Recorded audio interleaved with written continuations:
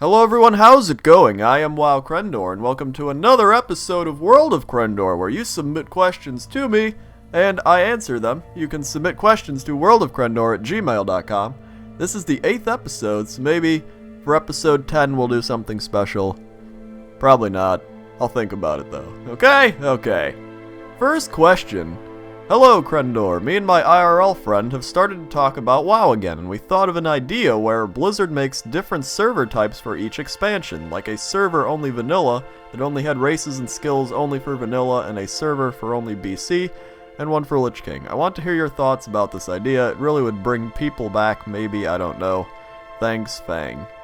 Well, this question actually got submitted quite a bit, and the problem is, yet again, that people are having so much nostalgic memory of those times, and what Blizzard would have to do then is to put more effort into those old expansions. So say there was a server for like Burning Crusade, okay, and everyone's like, yeah, I'm gonna go play BC.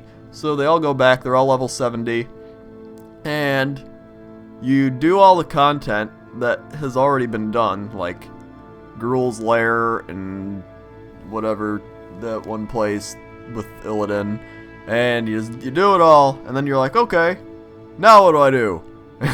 Because you're like, okay, we relived the nostalgia, now there's like nothing else to do. So the problem is, they're not going to make new content for old content. But honestly, it's not a good idea. It's just going to make people play for a little while, then they're going to get bored because there's no new things to do, and they've already done all the old stuff before, so it's just kind of like redoing it, and then you're going to get bored of it again, and then all the time and effort they've put into getting these old servers are going to be useless. So, they're not going to do it, and I don't think it's a good idea. Next question. My question is, do you feel like WoW is becoming more and more like a job? The fact of the matter is that if you want to be at least somewhat decent in the endgame, WoW requires you to basically go browsing around the internet and look up guides on how to play your class correctly in the endgame. I find this to be very ridiculous because it really takes away from the fact that your character is unique at all. If say you want to be good, so many run-on sentences. If you say you want to be good warrior tank for the end game, you better damn well be like every other tank in the game. Having to do this, plus look up exactly what gear to get, exactly what gems to get, and being required to do the exact same thing over and over again, makes it really feel like a job. At this point, it almost no longer feels like a game at all. You play a game to have fun, and unless your idea of fun is what I've stated above, you're really not getting any enjoyment out of the endgame except for the small satisfaction of getting new gear, which isn't much of an accomplishment anymore because you will immediately replace it next patch. I may have worded this badly, and I'm sure the formatting is terrible, but what I'm just really asking is, do you think WoW is becoming more like a job than a game, and do you think more should be added to the endgame instead of going the repetitive raiding route? Nerd King.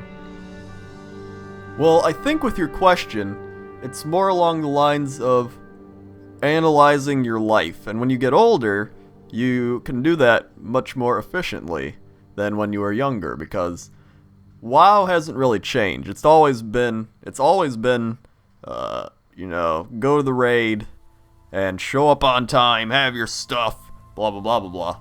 And when you're younger, because I remember I started raiding back when I was like 14 or 15, and you don't really realize it as much because you don't really have anything else going on in your life, like you have school and that's it. So you're like, oh, I can't wait to go home and play WoW, or play WoW with my friends or whatever. So when you raid, it's like, oh, I have nothing else to do. Yay, I can play WoW. But now, when you get older and you actually need a job to make money, and you have a social life, and you have like all these things that are like affecting you as well as your gaming fun, you're just like, oh my god, why am I raiding for like 4 hours when I could be doing something else? So I mean, you have to really analyze your life, because I think if you're not having fun, then why are you playing it? Because games are supposed to be fun, and that's why I think the most fun I ever had was raiding with Rurikar like 2 years ago in Wrath, and it was just like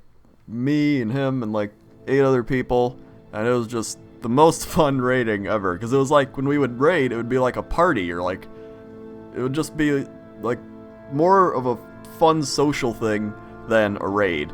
And when your raid actually feels more like work, like they're like, everybody do this, everybody down the boss, why aren't you doing? Like if it feels more like a job than people just like joking around and having fun, then I don't think you have analyzed your situation very well. Okay? Okay. Time for the LOL question. Hey WoWcrendor, this question is for the LOL section. Since Dominion is out, people rant about there being no tactics or strategies, and define Dominion as random. I bet you've already played Dominion, so I want to ask you what you think about these rants. I think that the reason for no tactics and strategies is that Dominion isn't out that long, but I would really like to know your opinion to that. Regards, Fududi? I have no idea. Okay. Well, I have played a lot of Dominion, actually, and people, oh my god, my LOL video, are like, nah, you're wrong, this is bad, I want more LOL videos, but I didn't want them to be bad. Like, oh my god, it was like my second game on Dominion. Just chillax, people. Doesn't really bother me as much anymore. I'm just like, whatever. Not like I'm gonna be like, oh no, my feelings are hurt. But Dominion is actually really fun. I've been playing a lot of Dominion, and I think their strategies are starting to develop, but yeah, it just came out. So really, there's not going to be strategies for something that just came out because nobody knows anything about it. You have to test things, you have to test champions, you have to test different strategies to see if they actually work. So how can you find strategies if nobody's tried any? So I mean, that's just logical. But there are a lot of champions that are now being like placed on the tier list or whatever of Dominion, like Rammus.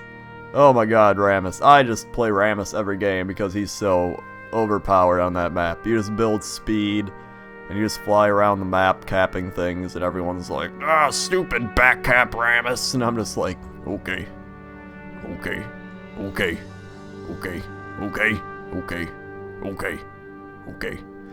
But yeah. I also play Kassadin. Kassadin's really fun too, just because you can teleport over everything and do your crazy silence, and he's really fun. Akali's overpowered on that map too. Pretty much tanky DPS, like Jax or all those types of people are really good. The worst types of people are the slow AP people, because you're squishy and you're not very fast. So that's not really good. But yeah, Dominion, it'll have a lot of strategy as it continues on, so don't worry about it. Don't worry about it. And now time for the random question.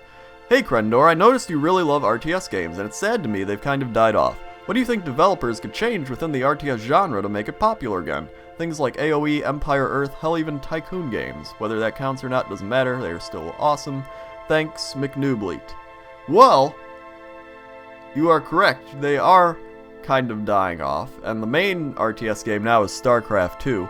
And StarCraft 2 did it right, because they took their old model and they made improvements on it, and they kind of changed and tweaked some stuff, and they made it slightly easier. They didn't make it like completely noob friendly, because that's what RTS games are supposed to be. They're supposed to be somewhat difficult to learn, and that's why so many people shy away from them, because they're like, I don't want to learn, because that involves me having to do work.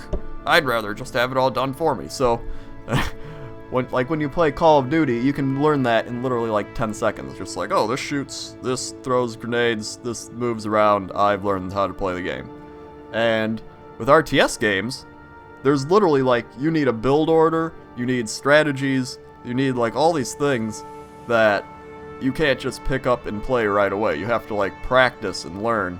And that's why RTS games are not extremely popular, because people don't like to feel worse than other people as well. Like, when you get like FPS games, for example, if you get a kill, you're just like, yeah, I did it! But like in RTS games, you're like, oh, I'm on the ladder, and it's like, oh, I got ranked silver, and all my friends are platinum, I'm bad. Like, you don't feel good about that.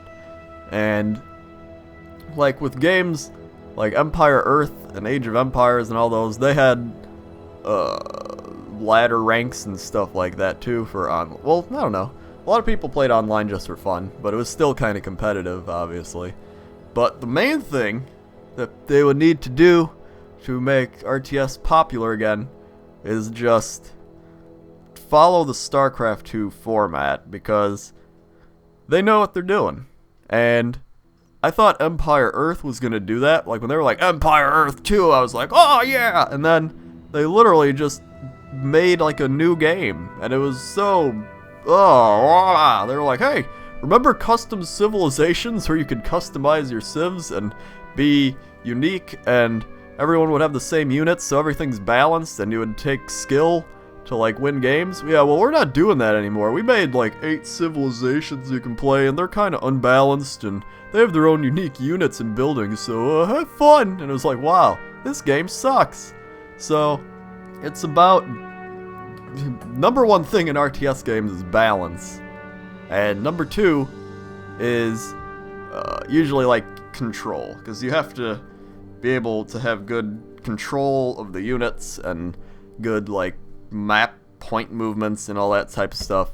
But it's kind of hard to make the RTS genre popular again because there's so many stupid people that don't want to like learn this type of game, and that's kind of sad because they are really fun games, and they deserve a lot more attention than they've been given.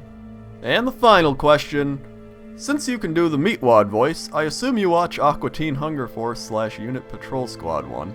I don't know what that is, I know what Aqua Teen Hunger Force is. So what I wanted to know is, what is your favorite episode and why? Mike. Well, my 2 favorite episodes of Aqua Teen Hunger Force would have to be the Brood Witch episode, which is like Shake and Meatwad and Frylock find the Brood Witch, and they're all like, oh my god, and I don't know. I would talk about it, but I'm going to make it less funny than it actually is. That's a funny episode. Go watch it if you haven't. And the Ezekiel episode, which is where Shake finds his like lost son, and it's hilarious. Super hilarious. And I don't know, people just want me to talk like Meatwad, probably. It's like, what are you doing, boy? I'm just talking like Meatwad. I can say whatever I want. You probably won't even care, because I'm just talking like Meatwad. I'll be like, yo, man, I was like with your sister last night making out with her. That was pretty fun. And you'd be like, oh my god, he sounds like Meatwad. And I'd be like, yeah, buddy. Anyway, thanks for listening to this episode of World of Crendor, where I just answer questions and people listen for some reason. And if you have a question and you want me to answer it, email it to worldofcrendor@gmail.com and it might get answered. Okay? Okay.